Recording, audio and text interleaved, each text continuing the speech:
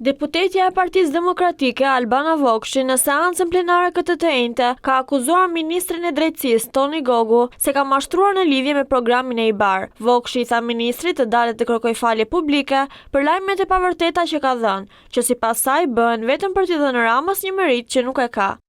Vetë si mundet pa ju dridhur qerpiku, me çfarë pa ftyrësie ose pa aftësie ose pa dijenie, ose mundet një ministër të japi një lajm që s'është i vërtet. Pra të mashtroj publikun. Pra deri të premten, ministri Gogu mund kishte pritur për dhënë atë lajmin e mirë që në fakt të gjithë e presim.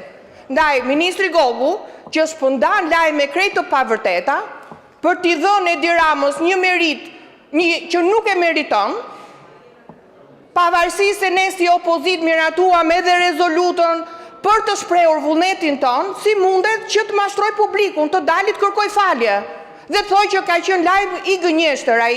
Nga ana tjetër, ministri i drejtësisë Toni Gogu i është përgjigjur deputetes Vokshit duke thënë se opozita është i vetmi informacion shoqëror që shkon pas. Dhe gjithë institucionet e pavarura të drejtësisë punonin që shteti shqiptar të progresonte dhe çonte 8.000 faqet, më vjen keq që juve keni kontribuar në 8.000 akuza të ngecjes së procesit. Si ka mundësi që çmira juaj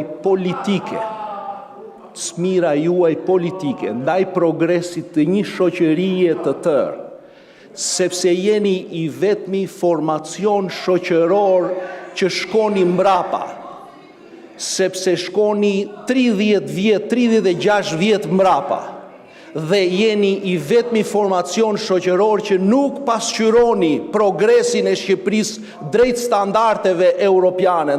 Mëtej Gogu u shpreh se 7 institucione janë koordinuar në Shqipëri për të dorëzuar rezultatet faktive të programit të IBAR, të cilat janë duke u shqyrtuar nga vendimarrësi.